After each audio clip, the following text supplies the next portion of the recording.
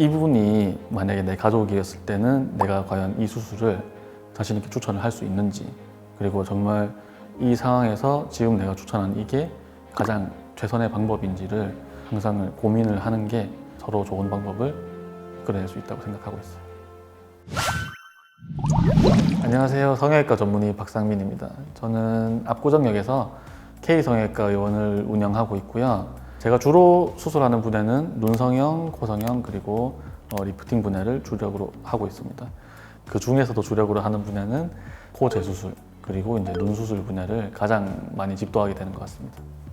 저는 2009년도에 의사 면허를 취득을 했고요. 그래서 의사 생활은 이제 한 14년 정도를 했고, 성형외과 전문의 취득한 지는 대략 7년 정도. 그래서 7년차 전문의입니다.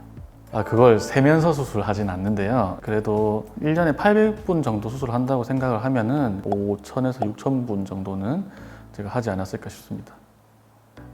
실제로 좀 치열했고요. 저희가 이제 성형외과 동기들이 뭐 이렇게 모여있는 단체 톡방 같은 데서 이제 매년 경쟁자 지원율 같은 게 올라오거든요. 근데 아마 제가 들어갔을 때부터 지금까지 3위권 밖에 나간 적은 없는 것 같아요. 작년에도 안과가 제일 높았고, 이제 성형외과가 그 다음이었고, 사실 저도 한번 재수를 했습니다. 성형외과에. 좀 열심히 하려면 좀 열정도 있어야 되고, 또 열정을 뒷받침하는 스펙이라고 하면 좀 그렇지만은 좀 성실도라든지 업무 능력이라든지가 좀 인정을 받아야지 아무래도 좀 뽑히는 것 같습니다. 여러 과들을 돌게 되거든요. 전공이 정해지지 않은 상태에서. 근데 이제 성형외과를 돌면서 좀 느꼈던 게, 똑같은 찢어진 걸 봉합을 하더라도 성형외과 의사들은 요만큼 하고 5cm 찢어진 것도 뭐 1시간씩 걸려가지고 이렇게 열심히 봉합하는 모습을 보고, 뭔가 이과는 환자를 대할 때 조금 더 진중하고 정성스럽게 대한다라는 느낌을 받아가지고 지금까지 그렇게 하고 있습니다. 사실 이거는 제가 미용 성형을 하면서의 이야기는 아니고, 제가 대학병원에서 교수를 한 2년 정도 하고 나왔었거든요. 젊은 여자분이었는데 이제 얼굴에 피부암이 생긴 거예요. 여기에 한 500원짜리 2개만하게 이렇게 구멍이 났어요. 이분이 얼굴도 예쁘고, 사실 이제 나이도 20대고 아직 결혼도 안 하고 좀 큰일 났죠, 사실은. 그래가지고 이걸 어떻게 하나 하다가 어쨌든 옆에 있는 근육도 이제 피판술이라는 걸 해서 당겨오고, 그 위에 피부 이식도 하고 뭐 열심히 이제 치료를 하고 해가지고 화장하면 거의 티 안 나는 정도까지 잘 나았어요. 그래서 그분 치료하고 보람을 느꼈던 적이 있고요. 항상 열심히 해야 되겠다, 허투루 하면 안 되겠다, 이거 남의 얼굴이다, 좀 그렇게 생각을 하고 있습니다. 결국은 이제 항상 똑같은데요. 수술이 잘 됐을 때 선생님 덕분에 다시 태어났다, 고맙습니다, 뭐 잘 됐습니다 하고, 뭐 다른 분들 소개도 좀 해주시고, 조금 재미있는 친구들은 뭐 와서 이제 아버지 일하기도 하고 병원에 와서 그럴 때는 기분이 좋죠. 수술이 잘 되면 기분이 좋습니다. 저도 그렇고 환자분도 그렇고. 딸들이 많이 생기셨나요? 좀 있죠. 저기 많이들 돌아다니고 있을 겁니다. 아마 그렇게 말씀을 하시는 거는 성형외과 중에서도 이제 재건 성형 쪽은 빼고 미용 성형 쪽을 말씀을 하시는 거라고 생각을 해요. 근데 이제 제가 한번 입장을 바꿔서 한번 생각을 해보라고 말씀드리고 싶은데, 예를 들면은 내가 얼굴 반쪽이 점이다, 점으로 덮여 있다. 이제 그러면은 이 사람이 이거 점 있어도 사실은 생명에 위협이 된다거나 뭐 기능적으로 떨어지는 건 없거든요.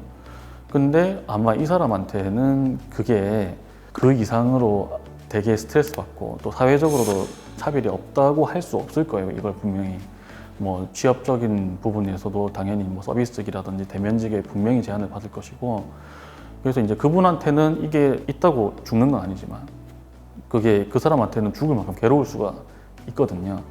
그래서 좀 단면적으로 무조건 이거 안 하면 이 사람 안 죽으니까 이거는 좀 쉬운 일이야 라고 하시는 거는 성형외과에서로서는 조금 섭섭한 일입니다. 없다고 하면 거짓말이죠. 이제 저는 좀 상담을 오시면은 좀 과한 경우라든지 아니면은 좀 효과가 없을 것 같은 경우에는 사실 좀 솔직하게 말씀을 드리는 편이에요. 이건 안 된다, 안 어울린다, 뭐 이거 안 되면 안 되는 이유도 조금 이제 최대한 자세하게 설명을 드리려고 하는데, 이분은 근데 자기가 원하는 대로 안 된다라는 소리를 들으면 실력이 모자라서 너는 내가 바라는 걸 이루어질 수 없는 사람이야 라고 대하실 때는 좀 상처를 받을 때가 있죠. 그렇죠. 뭐가 됐든 10번 잘 돼도 사실 한 번 잘못되는 게 그게 본인일 수 있다고 생각을 해야 돼요. 그래서 그런 경우에서 이제 당신은 이제 안 될 경우가 뭐 몇십 프로 이상은 된다라고 이야기를 드리는 편이죠.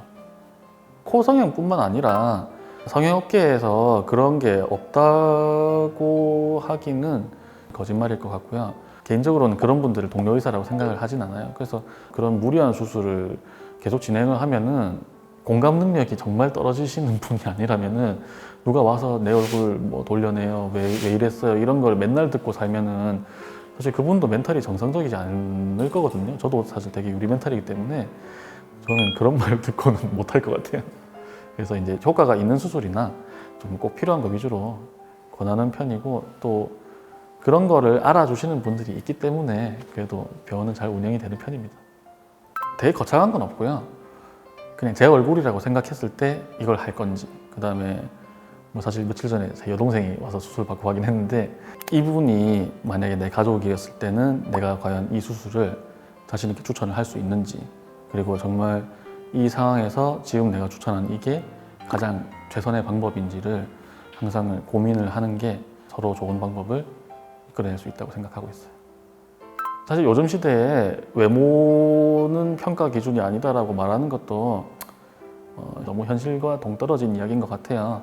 분명히 그런 것 때문에 취업이 안 된다고 생각을 하시는 분도 있고, 실제로 수술을 받고 나서 또 취업이 되신 분들도 있어요. 그래서 이제 적절한 수준의 이제 성형 수술이나 뭐 시술들을 통해서 본인을 가꾸는 거는 저도 이제 추천을 드리는 바이고, 그렇지만 또 성형 수술이 만능은 아니거든요. 분명히 가능한 영역이라는 게 범위가 있는 거고, 본인이 할 수 있는 게 있고, 또 이걸 했을 때 본인이랑 안 어울리는 부분도 분명히 있을 수가 있어요. 그래서 이제 원하시는 바를 성형외과 전문의랑 신중한 상담을 하시면은, 혼자 고민하시는 것보다는 저랑 상담을 하시면은 꼭 제가 하는 수술이 아니더라도 이런 게 효과가 있다 없다, 뭐 그리고 이런 방향으로 좀 잡으면 좋을 것 같다를 제가 최대한 열심히 말씀을 드리도록 하겠습니다.